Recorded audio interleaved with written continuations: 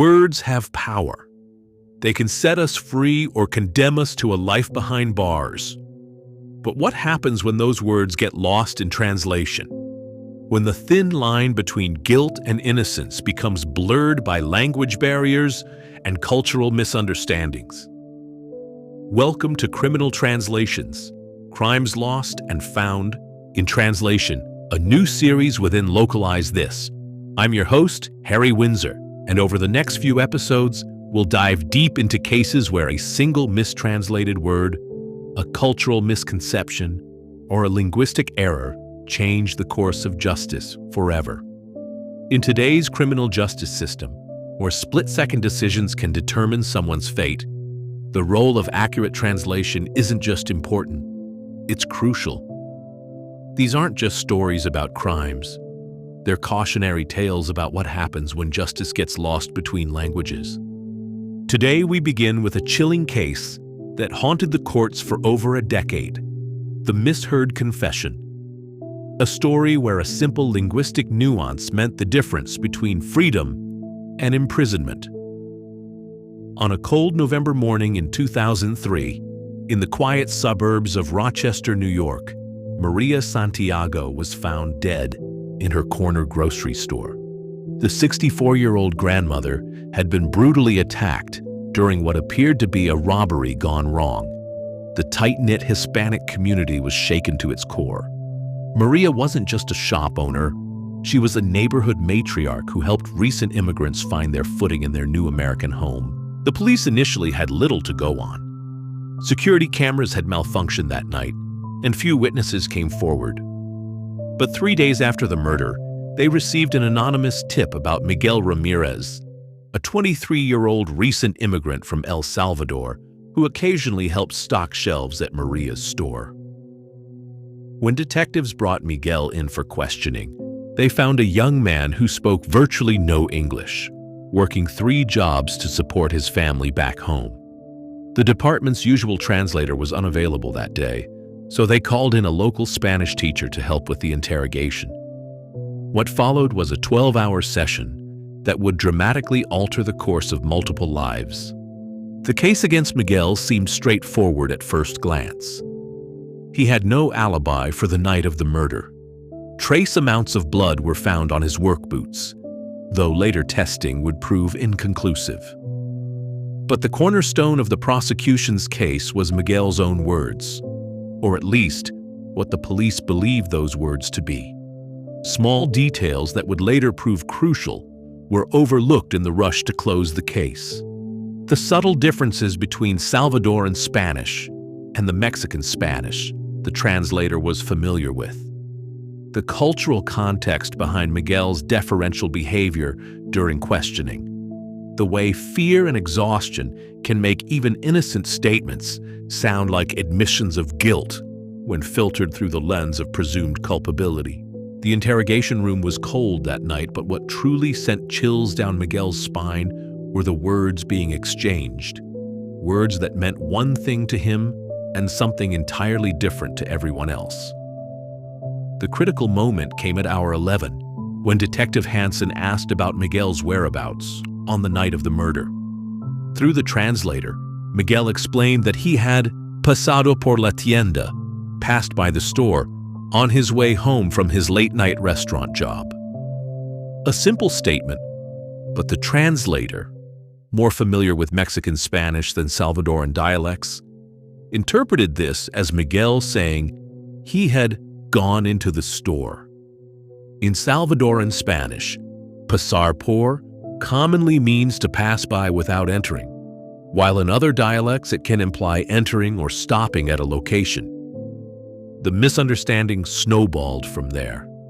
When Miguel said "vi sangre en mis botas del trabajo," explaining that he had seen blood on his work boots from the restaurant kitchen, the translator conveyed it as a present tense admission. "I see blood on my boots." The subtle shift in tense transformed a routine observation about kitchen work into what police heard as a confession about the crime scene. Perhaps the most devastating translation error came when Miguel, overwhelmed and exhausted, tried to express that he would never hurt Mrs. Santiago. His exact words were, "No sería capaz," but the tired translator rendered it as, "I wasn't able to help her," transforming a proclamation of innocence into what police heard as an admission of being present during the crime. The linguistic cascade continued as Miguel's cultural deference, his repeated nodding and saying "sí" while looking down, was interpreted as acceptance of guilt rather than what it was, a cultural show of respect to authority figures. His attempts to explain himself became increasingly frantic, but with each translation, his words moved further from their intended meaning, building a case against him that existed only in translation. Based on those disastrous translation errors, the prosecution built what appeared to be an airtight case. The jury took just 4 hours to return a guilty verdict. Miguel Ramirez, a man who had never committed a violent crime in his life, was sentenced to 25 years to life for a murder he didn't commit. Behind the cold walls of Stateville Correctional Center, Miguel's world shrank to a 6-by-8-foot cell. His wife, Maria, left alone to raise their 3 children, took on extra cleaning jobs to make ends meet. Their oldest daughter, Elena, dropped out of college to help support the family. The American dream they had pursued when leaving El Salvador had transformed into an American nightmare. The ripple effects spread through Chicago's Salvadoran community. Parents warned their children never to speak to police without a certified translator present. Some stopped reporting crimes altogether, fearing their words might be twisted against them. Local businesses that had once stayed open late began closing their doors at sunset, creating ghost towns in once vibrant neighborhoods. Miguel's case wasn't unique. In California, a Hmong man spent 8 years in prison after his phrase, "I went to sleep," was mistranslated as "I killed her." In New York, a Chinese immigrant's statement about being present at the scene was misconstrued as, "I was the perpetrator." These cases began forming a pattern that defense attorneys would later use to challenge similar convictions. Meanwhile, Miguel marked time by learning English from fellow inmates, determined that if he ever got another chance to tell his story, no one would misunderstand his words again. Every letter home was written twice, once in Spanish for his family, and once in his developing English, a testament to his unwavering hope that someday someone would listen to his true voice. It was a law student named Sarah Chen who first noticed something wasn't quite right. While researching cases of translation errors for her thesis at Northwestern University's Center on Wrongful Convictions, she stumbled upon Miguel's case file. The original Spanish transcript of his interrogation caught her attention, particularly the phrase that had sealed his fate.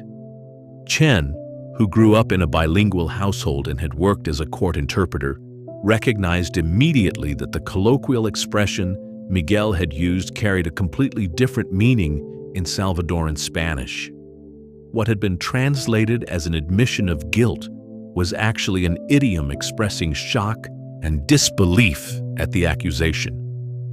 Working with Professor James Martinez, a leading expert in forensic linguistics, Chen began building a case for review. They discovered that the original court interpreter had been certified only in Mexican Spanish, lacking crucial knowledge of Central American dialectal variations.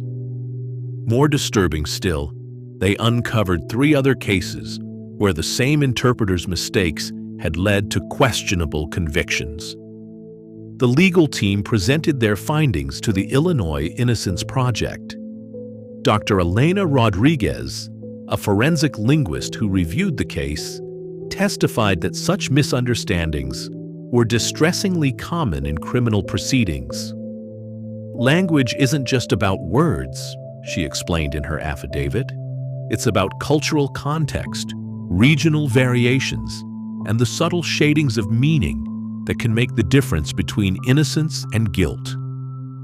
After 15 months of legal battles, multiple expert testimonies, and a comprehensive review of the original evidence, the court finally acknowledged the critical error. The prosecution's case, built entirely around that mistranslated confession, crumbled. Almost 9 years after his wrongful conviction, Miguel Ramirez walked out of Stateville Correctional Center, a free man. The consequences of Miguel Ramirez's case reach far beyond one man's wrongful imprisonment. They force us to confront an uncomfortable truth about our justice system, that something as fundamental as language can become a matter of life and liberty. 9 years. 9 years lost to a simple misunderstanding of cultural context and regional dialect. But Miguel's story has sparked change. Since his release, Illinois has implemented stricter requirements for court interpreters, including mandatory training in regional variations and cultural contexts. Still, countless cases across the country rely on translation services every day, and we have to ask ourselves, how many other Miguel Ramirez's are out there? Join us next week on Criminal Translations as we uncover the chilling case of the Osaka incident, where a single mistranslated word during a hostage negotiation led to tragic consequences. We'll explore how cultural differences in crisis communication created a perfect storm of misunderstanding. Until then, remember that justice speaks many languages, but truth needs no translation. Oh, there's one more thing before I let you go, just a quick note.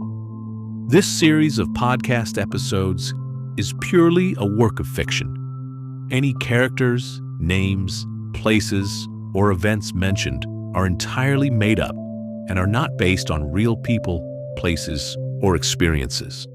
If it feels eerily similar to something real, that's purely coincidental. Or maybe it's just the magic of storytelling. This is Harry Windsor, and you've been listening to Criminal Translations on Localize This. Thank you for joining us on this journey through the shadows, where language and justice intersect.